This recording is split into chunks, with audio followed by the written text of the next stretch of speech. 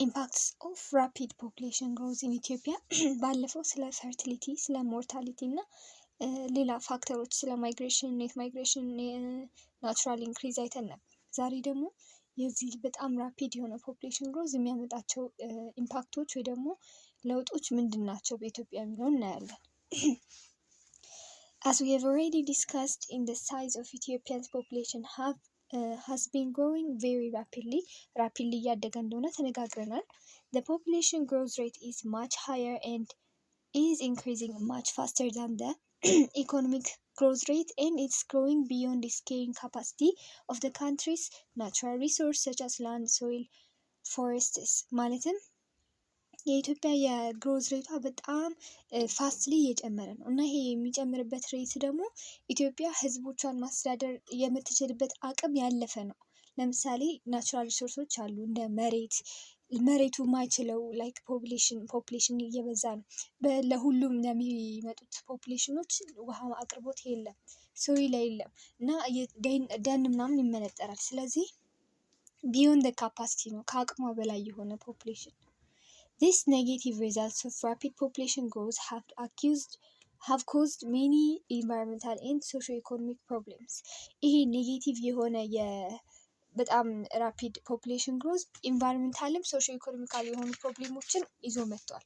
ለምሳሌ population growth causes serious environmental degradation in areas where it occurs, increasing deforestation, pollution, soil erosion, depletion of resources. ኢንቫይሮንሜንታል ዲግራዴሽን የመሬት መንሸራተት ሊሆን ይችላል። በጣም ብዙ ሰው ክምችት ባለበት ቦታ ላይ እነሱ ብቻ አይኖሩም፣ ቤቶቻቸው ይኖራሉ፣ የሚመነጥሩት ደን ይኖራል። ስለዚህ የኢንቫይሮንሜንታል ዲግራዴሽን መደርመስ ይኖራል፣ ዲፎሬስቴሽን ይኖራል፣ ፖሊዩሽን በሳውንድም በኤርም በዋተርም ብዙ ፖሊሽኖች ይፈጠራሉ። ሶይል ኢሮዥን ለመኖሪያ ስለሚያደርጉት ብዙ የአትክልት ስፍራ የለም፣ ኢሮዥንም ይመጣል። ዲፕሌሽን ኦፍ ሪሶርስስ ሪሶርሶቹ በቃ አልቀው ተመጠው ይቀነጭራሉ። ስለዚህ ዲቴይሊ ዲፎሬስቴሽንን ስንመለከተው የራፒድ ፖፑሌሽን ግሮዝ አንዱ ኢምፓክት የሆነው forests are the lung of the earth. They apport carbon dioxide from the atmosphere and exhale oxygen. የዓለማችን ላንግ ወይ ደግሞ ሳምባ እንትኖች ፎረስቶች ናቸው እና ለምንድን ነው? ምክንያቱም እነሱ ካርበን ዳይኦክሳይዱን ስበው ለኦክሲጅኑን ስለሚያወጡልን ማለት ነው። እነዚህን ፕላንቶች መንጥረን ከጨረስናቸው ካርበን ዳይኦክሳይዳችንም የሚመጥልን የለም፣ ኦክሲጅንም ሰፕላይ የሚያደርግልን የለም ማለት ነው። So they also store energy from the sun, binding topsoil to the land and aid in climate control by capturing and releasing water. ሌላው ደግሞ የኢነርጂ ከሰን ነው የሚቀበሉት እና ይሄ የቶፕ ሶይሉን የላይኛውን ሶይል ደግሞ በደንብ አድርጎ በስራቸው በመያዝ እንትኑን ዲተርማይን የማድረግ አቢሊቲ አላቸው። ዌዘሩን ለምሳሌ ዝናብ ይኑር አይኑር፣ በጣም ዛፍ ያለበት ቦታ ላይ በጣም ብዙ ዝናብ አለ፣ ዛፍ የሌለበት ቦታ ደግሞ ትንሽ። ምክንያቱም ውስጣቸው ያለውን ውሃ ኮንትሮል ማድረግ ይችላሉ፣ ሪሊዝ ማድረግ የተለያየ የሊፍ ስትራክቸር አላቸው አይተናል አይደል? ስለዚህ ቀጭን ያላቸው፣ ወፍራም ያላቸው ምናምን፣ ሰፊ ያላቸው ምናምን በዛ መንገድ ኮንትሮል ያደርጉታል ማለት ነው። They also provide a habitat for innumerable species of plants and animals, serving as a global storehouse genetic diversity. በጣም ብዙ አይነት የሆኑ ክሬቸሮችን በውስጣቸው ይዛሉ። በጣም ዳይቨርሲፋይድ የሆኑ የፕላንት አይነቶች፣ በጣም ዳይቨርሲፋይድ የሆኑ የአኒማል አይነቶች አሏቸው። ስለዚህ እንደ ቤትም ያገለግላሉ ለፍጥረታት። ስለዚህ የፎረስቶች ይህን ሁሉ ጥቅም ነው በዲፎሬስቴሽን የምናስቀረው ማለት ነው፣ የምንበጠብጠው። Deforestation refers to the removal of forest's cover of an area without adequate replacement.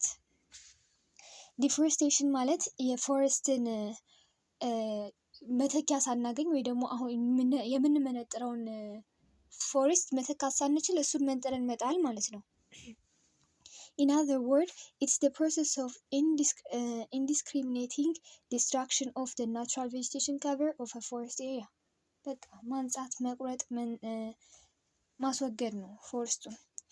The forest cover resource of Ethiopia has been declining significantly over time.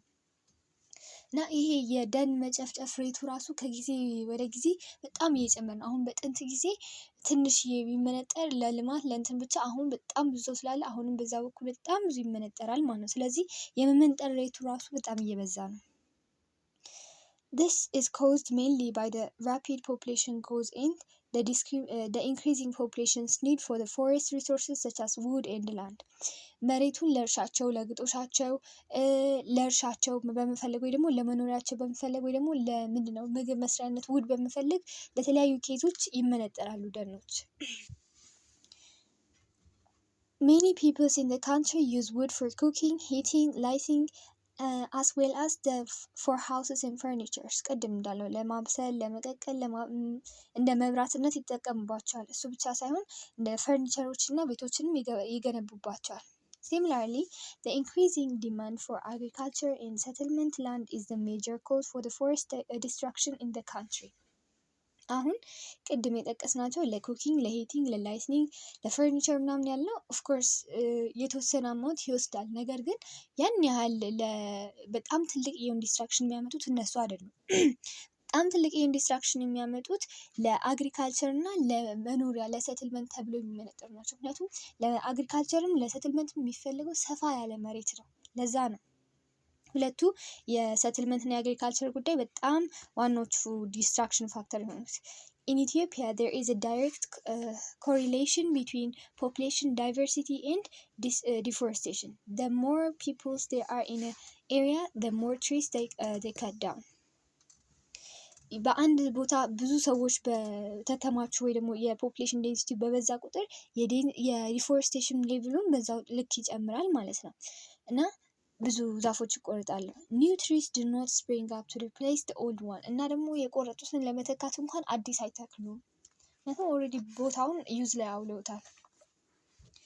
In Ethiopia, rapid population growth lead to deforestation mainly because of the people's increasing need for the more wood, agricultural land, settlement land, grazing land. ቀደም እንዳልናቸው ናቸው። ኢትዮጵያ ውስጥ ብዙ ሰዎች ደኖችን የሚመነጥሩት አንድ ለእንጨት ፈልገው ነው፣ ለማንደጃ ለማብሰያ ምናምን።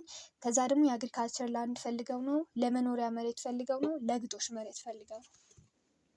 Such deforestation have various negative consequences, both directly on the natural environment and indirectly on the socio-economic conditions of the people. እና የደኖች መጨፍጨፍ ደግሞ በሰዎች ህይወት ላይ በሶሾ ኢኮኖሚክ አክቲቪቲያቸው ላይ የሚያመጣው ለውጥ ይኖራል፣ አፌክት ያደርጋል። በተዘዋዋሪ ቅድም እንዳየነው ደግሞ የኢንቫይሮንመንታል ችግርም ያመጣል። ከነዛ ችግሮች መካከል ኢት አክሰለሬት ሶይል ኢሮዥንን ያፋጥናል። ኢት ዲስትሮይ ባዮዳይቨርሲቲ እዛ በጣም የብዙ ፍጥረታት መኖሪያ የነበረው ጫካ በዛው ሊሞቱ ይችላሉ ፍጥረታቶቹ። ኢት አፌክትስ ሬንፎል ባይ ዲክሪዚንግ ትራንስፓይሬሽን። ኢቫትራንስፓይሬሽን ማለት ብዙ ዛፎች ቢኖሩ ኖሮ በጣም ሪሊዝ ያደርጋሉ እና ደግሞ ወደ ላይ እንትኑን የብዙ ዛፍ ባለበት አካባቢ ብዙ ዝናብ ይዘንብ የለ ብዙ ዛፍ በሌለበት እና እንደዚህ በተመነጠሩ ቁጥር ደግሞ ምንም ኢቫፖ ትራንስፓይሬሽን አይኖርም፣ ዝናብ እንዲዘንብ አይረዳው። ኢት ሪዛልትስ ኢን ሾርቴጅ ኦፍ ዋተር ሰፕላይ ምንም አይኖርም፣ ድርቅ ይሆናል በዛ ቦታ ብቻ። ፀሐይ በፀሐይ ሲሆን ተኖ ያልቃል ውሃው ራሱ። ኢት አፌክትስ ዘ ናቹራል ቢዩቲ ኦፍ ዘ አፌክትድ ኤሪያ። በቃ አሁን አንዳንድ ያደጉ ቦታዎች ወይ ደግሞ ከተሞች ስትገቡ ኤቭሪቲንግ ፎቅ በፎቅ ኤቭሪቲንግ በቃ ምንም ናቹራል ቪው የሌለው ይሆናል። ይሄ ደግሞ ቢዩቲውን አጠፋው ማለት ነው። ቢዩቲ የናቹራል የሆነ ቢዩቲ አለ፣ አረንጓዴ ቦታዎች፣ የአፈር ትንሽ ስፔስ ያለበት ምናምን አለ። እሱ ቪው አይኖርም፣ ቢዩቲው ይጠፋል። ሌላው የራፒድ ፖፑሌሽን ግሮዝ ውጤት የሆነው ምንድነው? ኢምፓክት የሆነው ደግሞ ፖሊሽን ነው። Water and air pollution are mainly caused by human activities in households, industries, farmlands, means of transportation, and so on. የውሃም የአየርን ብክለትን ሁለቱንም ብንመለከት የሚመጡት አብዛኛው በሰው ሰራሽ በሆኑ ኢፌክቶች ነው። ለምሳሌ የቤት ቆሻሻ ሊሆን ይችላል፣ በሚያቃጥሉት ነገር ሊሆን ይችላል፣ ከኢንዱስትሪዎች ሊሆን ይችላል፣ በተለይ ደግሞ ይሄኛው በፋርምላንዶች ሊሆን ይችላል፣ እንዲሁም ደግሞ በትራንስፖርቴሽን ከመኪናዎች በሚወጣ ጭስ ሊሆን። ስለዚህ ኦልሞስት አብዛኛውን የዋተር እና የኤር ፖሊሽን የሚመጣው ከሰው ልጆች አክቲቪቲ ነው። however it can also be caused by natural events such as volcano erupt, wildfire, and like this. ምንድን ነው በሰው ሰራሽ ብቻ ሳይሆን በተፈጥሯዊ መንገድም እነዚህ ሁለት ሀብቶች ዋተርና ኤር ፖሊት ሊሆን ይችላል። ለምሳሌ ቮልኬኖ በሚፈነዳበት ጊዜ ሰው አይደለም ያፈነዳ።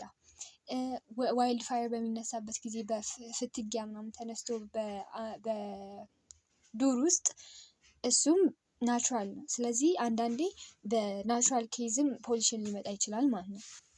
When an area is overcrowded, inhabited by a rapid growing number of peoples, the natural environment is polluted by a variety of unwanted and harmful wastes that people's activities produce. በጣም ብዙ ሰዎች በአንድ ቦታ ላይ ክራውድድ ሆኖ ሲኖሩ ብዙ የፖሊሽን አይነቶች እና ያልተፈለጉ ሃርምፉል ዌስቶች በዛ አካባቢ ፕሮዲውስ ይደረጋሉ። In Ethiopia, population is a major problem in overpopulated urban centers. በጣም ኦቨርፖፕሌትድ የሆኑ አርባን ሴንተሮች አሉ። ልክ እንደ አዲስ አበባ 6 ሚሊዮን ምናምን ህዝብ ነው የሚኖርባቸው እና በጣም ብዙ ሰው ከመኖር የተነሳ የሆነ ፖሊሽኑ በጣም ብዙ ነው። የድምፅ ፖሊሽን አለ፣ የሚጣለው የቆሻሻ ብዛት አለ። ላይክ እንደ ቆሼ ምናምን ሌላ ቦታዎች የምትመለከቱ የቆሻሻ ብዛት ራሱ አለ። ይሄ ደግሞ ቀስ በቀስ ወደ ኤር ፖሊሽን ያመራል። የዋተር ፖሊሽን አለ። ስለዚህ ክራውድድ የሆኑ አርባን ሴንተሮች ላይም ይሄ ችግር አለ። In large cities like Addis Ababa, most people live in an unsafe environment that have extremely polluted air and water. አብዛኞቹ አዲስ አበባ ውስጥ የሚኖሩ ሰዎች የሚኖሩበት ቦታ ሴፍ አይደለም። ኤንቫይሮንመንቱ ራሱ በጣም ፖሊት የሆነ ውሃና አየር ያለበት ቦታ ነው። They are surrounded by the garbage and pollutants that households, industries, automobiles and other resources discharge. አሁን ለምሳሌ በጣም ብዙ የቆሻሻ ክምር አጠገባቸው ሆኖ የሚኖሩ ሰዎች ብዙ ናቸው። ይሄ ቆሻሻ ከኢንዱስትሪ ከየቤቱ እና ከአውቶሞባይሎች የሚወጣ ቆሻሻ ሊሆን ይችላል። ብቻ ላይክ ብዙ ፖፑሌሽን ቢኖርም ሲቲ ቢባልም ግን ሰው ከፖሊትድ ከሆነ ኤንቫይሮንመንት አጠገብ ነው እየኖረ ያለው። In Ethiopia, rapid population growth leads to environmental pollution by increasing emission of amount of pollutants such as ኢትዮጵያ ውስጥ ያለው የኤንቫይሮንመንታል ፖሊሽን እነዚህ ነገሮች በሚለቀቁበት ጊዜ በጣም ኢንክሪዝ ያደርጋል ይላል። የመጀመሪያው ሲዌጅ፣ ሶሊድ ዌስትስ and pollutant gases generated by households ነው። ሲዌጅ ማለት የቤት ቆሻሻ ጥራጊ ምናምን ማለት ነው። ሶሊድ ዌስቶችም በቃ ሶሊድ ዌስቶች ናቸው። ፖሊታንት ጋዝ የምንላቸው ደግሞ ይሄ ወደ ቪክል ወደ ሌላ ሳንሄድ ቤት ውስጥ እዚሁ ለመስራት ጋዝ ምናምን እንጠቀማለን። ከፍሪጃችን ምናምን የሚወጣ ይኖራል። ስለዚህ እነዚህ ሁሉ ፖሊታንት ናቸው። ሁለተኛው የሚወጡት ደግሞ ፖሊታንት ጋዝስ ሊኩዊድ ሶሊድ ኬሚካል ጀነሬትድ ባይ ኤክስፓንድድ ኢንዱስትሪስ። ከኢንዱስትሪ የሚወጣው ደግሞ በጣም አደገኛ የሚያደርገው ምክንያቱም በጣም በላርጅ አማውንት ነው በአንድ ጊዜ ዲስቻርጅ የሚያደርጉት። ወንዙ እንዳልነበረ አካባቢው እንዳልነበረ ያደርጉታል። እና ከኢንዱስትሪዎች የሚወጣ ደግሞ አንድም ጋዝ ነው፣ ሁለት ደግሞ ፍሳሾች አሉ ወደ ወንዝ ምናምን የሚያያይዟቸው። ሌላ ደግሞ ኬሚካሎች አሉ። እነዚህ ኬሚካሎች ደግሞ ወጥተው ሪያክት ሲያደርጉ በስብሰው እንኳን የሚጠፉ አይደሉም፣ ፈርዘር የሆነ ችግርን ያመጣሉ። ፖሊታንት ጋዝስ ጀነሬትድ ባይ the increasing number of automobiles። አውቶሞባይሎችን ብንመለከት ደግሞ ከተለያዩ ኤሌክትሮኒክ ነገሮች ሪሊዝ የሚደረጉ ጋዞችም ሌላኞቹ ፖሊታንት ናቸው። አራተኛው agricultural pollutants such as fertilizers, pesticides, animal wastes። ከአኒማል ዌስት የሚወጣው ናቹራል ነው ልንል እንችላለን፣ ግን ቢሆንም የራሱ የሆነ ኢፌክት አለው። ሌላው ደግሞ ፔስቲሳይድ ሄርቢሳይድ በሚረጭበት ጊዜ ዳይሬክትሊ ከኤር ጋር ሪያክት እያደረገ ነው። ስለዚህ ዳይሬክት የሆነ አግሪካልቸራል ፖሊሽን ይፈጥራል ማለት ነው። ሌላው ፈርቲላይዘሮች ደግሞ ቀስ በቀስ ተጠራርገው ዩዛቸውን ከጨረሱ በኋላ ወደ ውሃዎች ተቀላቅለው ይገባሉ። ይሄም ሌላ ፖሊሽን የሚያመጣ ነገር ነው። ፖፑሌሽን ፖሊሲ ኦፍ ኢትዮጵያ ስለ ፖሊሽን ይሄን ያህል ብቻ ነው ያለው። አሁን የምናየው ደግሞ ኢትዮጵያ ውስጥ የሚወጡ ከህዝብ ቁጥር ጋር የተያያዙ ፖሊሲዎችን ነው። A population policy is a policy that is formulated and implemented by the government in order to plan and control population growth based on the economic, social, cultural, political and demographic conditions of the country. ፖፕሌሽን ፖሊሲ ማለት እንደማንኛውም ፖሊሲ ሆኖ ሳለ መንግስት የህዝብ ቁጥሩን ኮንትሮል እና ፕላን ለማቀድ እና ኮንትሮል ለማድረግ ከተለያዩ ኢኮኖሚካል፣ ሶሻል፣ ካልቸራል፣ ፖለቲካል እና ዴሞግራፊክ ኮንዲሽኖች ጋር አያይዞ የሚያወጣበት ወይ ደግሞ የሚያስፈጽምበት ፖሊሲ ነው ማለት ነው። ምን አልኩኝ? አንደኛ ኖርማል ፖሊሲ ነው እና በመንግስት የሚጸድቅ ሲሆን መንግስት ደግሞ የሰዎችን የህዝብ ቁጥርን የሚያቅድበት ኮንትሮል የሚያደርግበት ከተለያዩ ቤዞች አንጻር ከሶሻል፣ ከኢኮኖሚካል፣ ከካልቸራል ማለት ነው።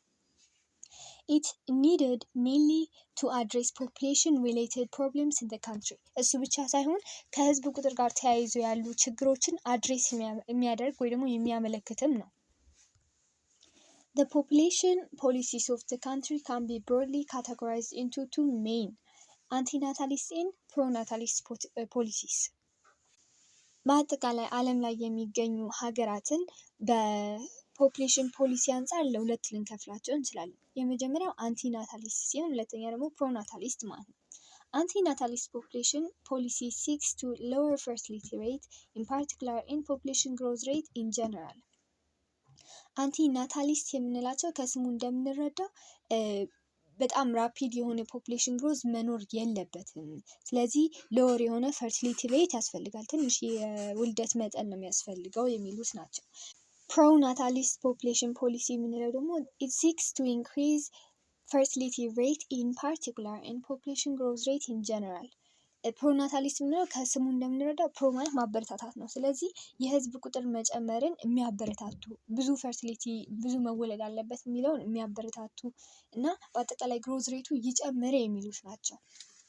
እና ፕሮናታሊስት እና አንቲናታሊስት ለመሆን የተለያየ ፋክተሮች አሉ። ብዙ ጦርነት ብዙ የሚሞቱ ሰዎች ምናምን ያለባቸው ሀገራት ፕሮናታሊስት ናቸው። ያደጉ ግን ደግሞ ልጅ የሌላቸው ፕሮናታሊስት ናቸው። በተቃራኒው ደግሞ ገና እያደጉ ያሉ በደንብ ሰፕላይ ማድረግ ያልቻሉ ሰርቪሶችን እነሱ አንቲናታሊስት ናቸው። ኢትዮጵያ አንቲናታሊስት ናት። ሂስትሪ ኦፍ ፖፕሌሽን ፖሊሲ ኢን ኢትዮጵያ። በኢትዮጵያ ደግሞ በታሪክ ምን አይነት የፖፕሌሽን ፖሊሲዎች ሲወጡ እንደነበር እንመልከት። In Ethiopia, population policy were given low priority before the early 1990s.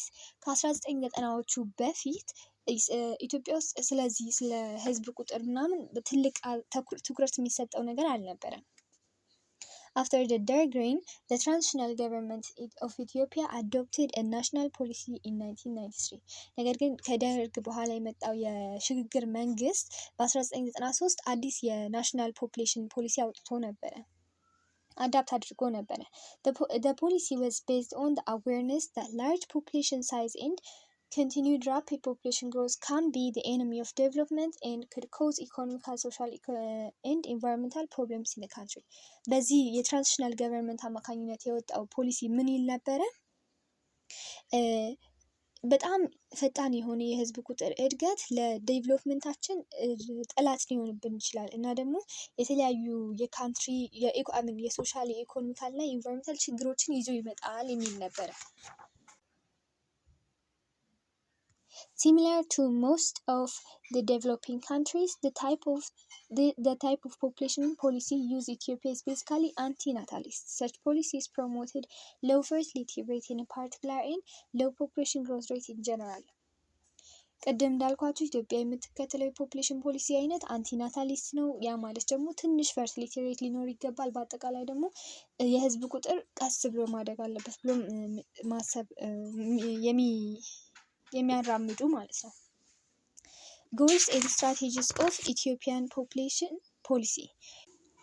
የኢትዮጵያ የፖፕሌሽን ፖሊሲ እቅድ ዋና አላማውና እሱን ለማሳካት ደግሞ ምን አይነት ስትራቴጂዎች ትጠቀማለች የሚለውን ነው የምናየው። Ethiopia's anti-natal population policy formulates several goals and strategies to regulate population for all over good of the country. የሀገሪቱን የህዝብ ጉዳይና የህዝብ ቁጥር ሬጉሌት ለማድረግ ይሄ የአንቲናታል ፖፕሌሽን ፖሊሲ የተለያዩ አላማዎችና ስትራቴጂዎችን ያወጣል። ግቦችንና ስትራቴጂዎችን ያወጣል። ኢትዮጵያስ ፖፕሌሽን ፖሊሲ ጎል ጎሎቹ ምንድናቸው ከተባለ ጎሎችን ራሱ ለሶስት እንከፍላቸዋለን። በብሮድሊ በጀነራሊ እና በስፔሲፊክ።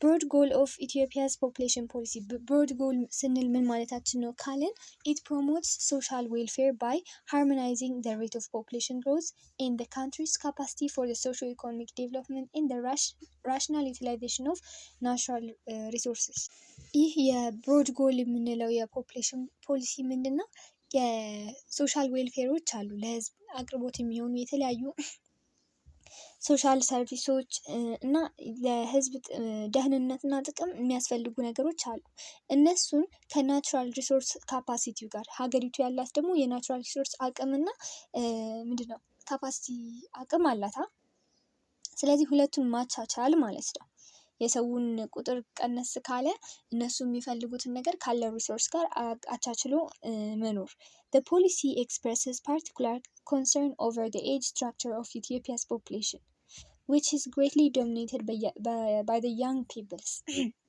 ይህ ፖሊሲ ብዙ ጊዜ የሆነ ፓርቲኩላር የሆነ ኮንሰርን አለው እሱም ኤጅ ስትራክቸር ነው ኤጅ ስትራክቸር ኦፍ the population ደግሞ ኢትዮጵያ ውስጥ አብዛኛው ያንግ ፒፕል ስለሆነ ያለው እነሱ ላይ ዲፔንድ ያደረገ ነው ማለት ነው በጣም ኮንሰርን ያደርጋል የኤጅ ስትራክቸሩ ላይ ወጣቶቹ ላይ The policy is also concerned with the large number of women in childbearing age. ሌላው ደግሞ ልጅ መውለድ የሚችሉ ብዙ ሴቶች ያሉበትን ኤጅ ላይ ፎከስ ያደርጋል which is likely to result in continued rapid population growth. ይሄ ደግሞ ብዙ ፖፑሌሽን እንዲኖር ያደርጋል ስለዚህ ዋና ፎከሱ እዚህ ላይ ነው ማለት ነው harmonizing natural resource እና social welfare የሚለውን በደንብ ያዙት ምን ላይ ብሮድ ጎል ላይ ማለት ነው ሁለተኛው ጀነራል ጎል ብለን እንከፍለዋለን አይደል ጀነራል ኦብጀክቲቭስ ኦፍ ኢትዮጵያስ ፖፑሌሽን ፖሊሲ ኢንክሉድ አንደኛው closing the gap between high population growth and low economic productivity እንደምናውቀው በጣም ብዙ ፖፑሌሽን እና ትንሽ ፕሮዳክቲቪቲ ኢኮኖሚካል ፕሮዳክቲቪቲ ያለ ስለዚህ ይሄንን ጋፕ ማጥበብ through planned reduction of population growth and increasing economic return ይሄ ደግሞ የምናደርገው በታቀደ የፖፑሌሽን ቁጥር ቅነሳና ኢኮኖሚውን በማሳደግ ነው ማለት ነው የህዝብ ቁጥር ሲቀንሱ ኢኮኖሚውን ደግሞ በጎን ለጎን ማሳደግ ማለት ነው expediting socio-economic development processes through holistically integrated development programs ምንድነው የሶሺዮ ኢኮኖሚክ ዴቨሎፕመንት ፕሮሰሱን በአጠቃላይ የዴቨሎፕመንት ፕሮግራም እያወጡ ማፋጠን ማለት ነው ቶሎ እድገት እንዲኖር በየቦታው የእድገት የልማት ምናምን ፖሊሲ ማውጣት ቶሎ ፕሮግራሞችን ማውጣት ማለት ነው ሌላ reducing the rate of rural to urban migration ብዙ ህዝቦች ከገጠር ወደ በማይግሬሽን ላይ ባለፈው ተመልክተነው ነበር በጣም ብዙ ከገጠር ወደ ከተማ የሚፈልስ ህዝብ አለ ስለዚህ ፕሮፖርሽናል እንዲሆን ቦታው እንትን ማለት ይሄንን ማይግሬሽን ሬት መቀነስ ሌላው ensuring environmental protection ይሄ ደን ነው እንደ ፓርኮች ምናምን ያለ ነገር ሰርቶ ወደዚህ ጋር ሰዎች እንዳይገቡ ወይ ደግሞ ይሄንን ደኑን እንዳይጨፈጭፉት ፕሮቴክሽን ማበጀት reducing morbidity and mortality የሟቾችንና የበሽተኞችን ቁጥር መቀነስ ይላል raising the economic and social status of women ሴቶችን ማስተማርና awareness መፍጠር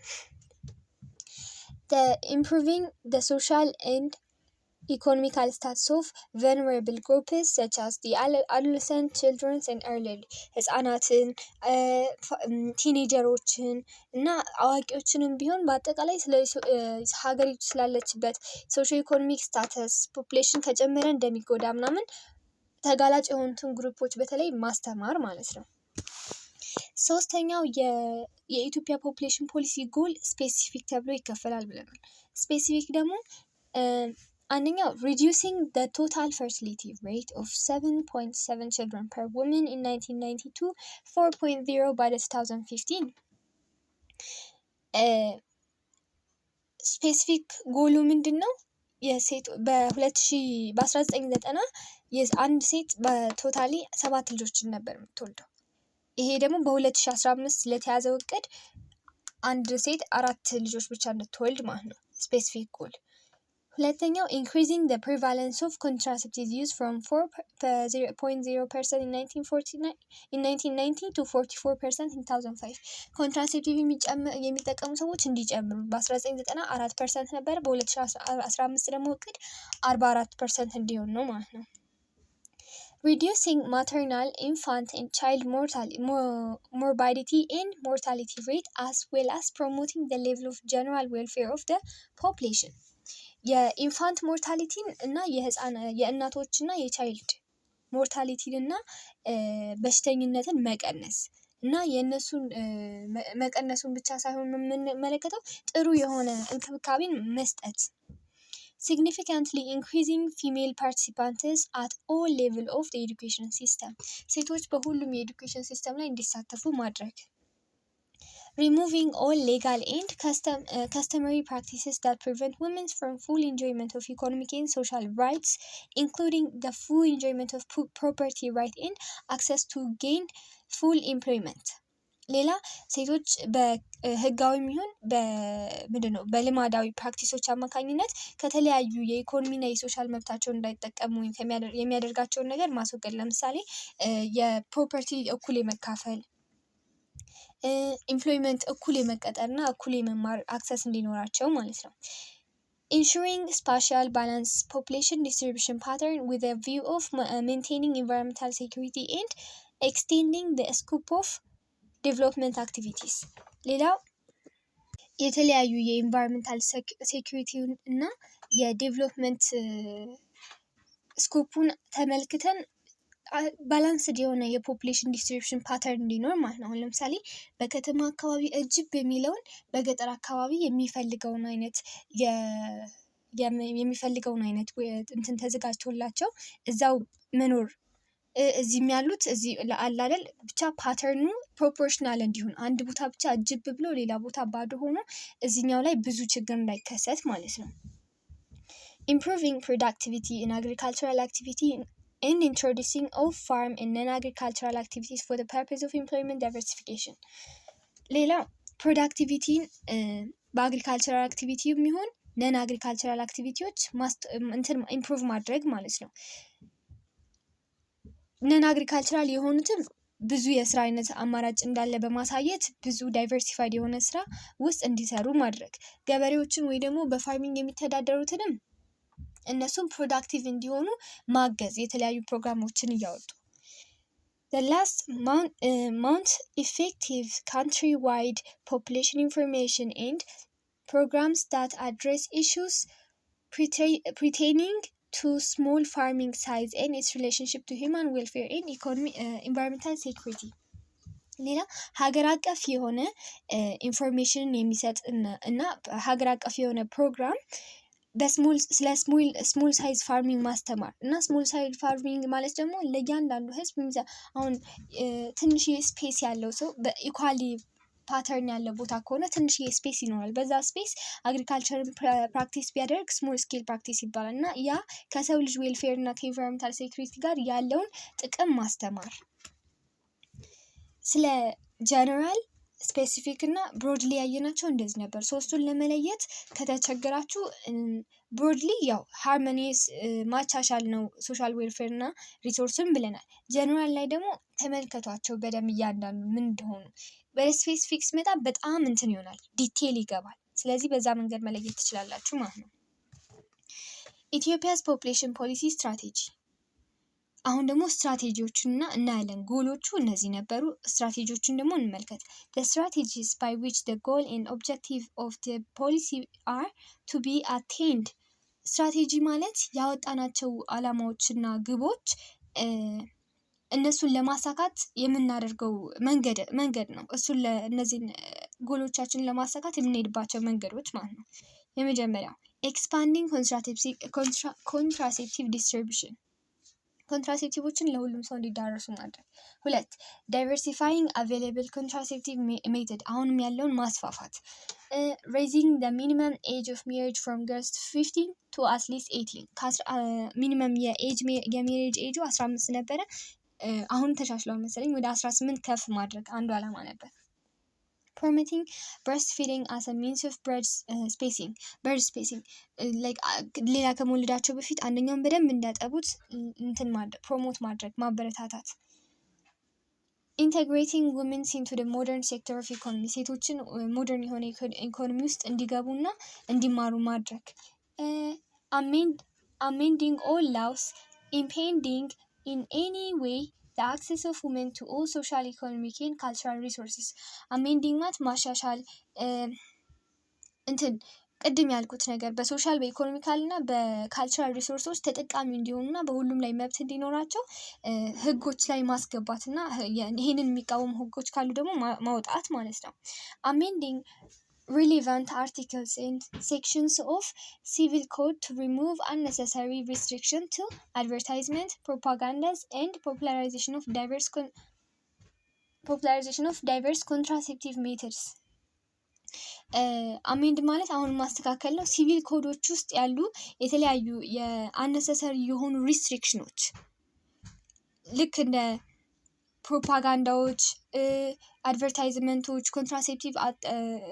ኮንትራሴፕቲቭ የሚቃወሙ ነገሮች እነሱን ማውጣት ማለት ነው ከሲቪል ኮዱ።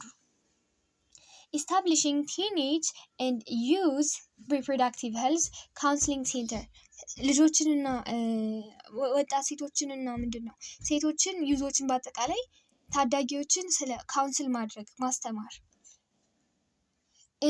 increasing research in reproductive health and ሪሰርቾችን መስራት ከሪፕሮዳክቲቭ ከሄልዝ ጋር በተያያዘ ጤና ምርምር ምናምን ማድረግ። promoting the involvement of males in family planning ወንዶችን ውስጥ ወንዶችን መጨመር። The population policy of Ethiopia is acknowledging that existing reproductive health service delivery systems are limited in scope and the choices of the family planning method is limited. በዛን ጊዜ በተደረገው ጥናት አማካኝነት የኢትዮጵያ ፖፑሌሽን ፖሊሲ ምን ይላል? አሁን ያለው የሪፕሮዳክቲቭ ሄልዝ ሰርቪስ በጣም ትንሽ ነው እና በአይነቱ ራሱ የተወሰነ ነው። ሁሉንም አይነት ችግር የሚፈታ አይደለም። ሲቀጥል ብዙ የፋሚሊ ፕላኒንግ አይነት የለም፣ ውስን ነው ይላል። To correct these problems, it called for an expansion of reproductive health service delivery currently available only through the limited formal health structures to clinical and community-based overage service.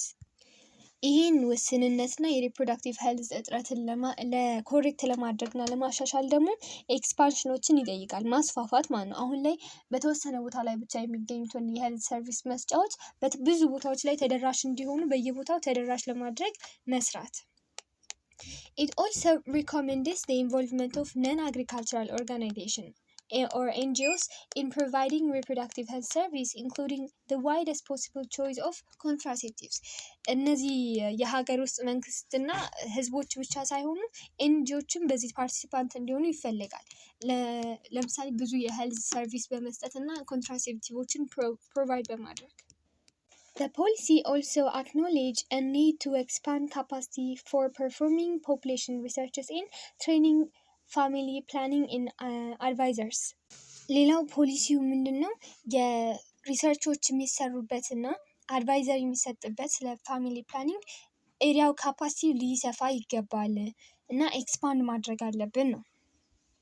To implement this, it calls for a family planning to be integrated into curriculum of medical school, nursing, health assistance schools, junior colleges, technical and vocational schools.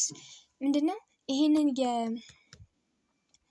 ይሄንን የሪሰርቾችን ለመስራት እና ኤክስፓንድ ለማድረግ የተለያዩ ሄልዝ ሰርቪሶችን እና የኮንትራሴፕቲቮችን ስለ ፋሚሊ ፕላኒንግ ትምህርት በተለያዩ የሜዲካል ስኩል ውስጥ መግባት አለበት። ለምሳሌ ነርሲንግ ውስጥ፣ ሄልዝ አሲስታንስ ስኩል ውስጥ፣ ጁኒየር ስኩል ውስጥ ብቻ በብዙ ቦታዎች ላይ የፋሚሊ ፕላኒንግን መማር አለባቸው። ከትምህርቱ ጋር ለማስገባት አለብን ነው። The population policy are called for the expansion of information, education and communication and community involvement in achieving the goal and objective of the policy. ስለ ፖሊሲው ኦብጀክቲቭ እና ጎል የሚናገሩ የተለያዩ ኢንፎርሜሽኖች እና ኤዱኬሽኖች በመስፋፋት አለባቸው። ኤክስፓንድ ማድረግ አለብን። ስለ ኦብጀክቲቭ እና ስለ ጎል እስካሁን ስናወራ የነበርናቸውን በትምህርት ውስጥ ማስፋፋት አለብን ማለት ነው ይላል። In general, the population policy cover all major grounds that need to be covered in providing directives on the management of population growth in the interest of sustainable development. በአጠቃላይ የፖፑሌሽን ፖሊሲ ከቨር ማድረግ የሚገባውን ቦታዎች ሁሉ ልክ እንደ የፖፑሌሽን ግሮዝ እንዴት ማኔጅ እንደሚቻል፣ ሰስተኔብል የሆነ ዴቨሎፕመንት እንዴት አቴን ማድረግ እንደሚቻል እነዚህን ሁሉ ቦታዎች ከቨር የሚያደርግ ፖሊሲ ነው ማለት ነው፣ ፖፑሌሽን ፖሊሲ። ለዛሬ በቃ እዚህ ጋር ይበቃናል። በሚቀጥለው ደግሞ ስለ አርባናይዜሽን ኢትዮጵያ እናያለን። በቃ ዩኒት 4ን ለመጨረስ አርባናይዜሽን ብቻ ነው የሚቀረን።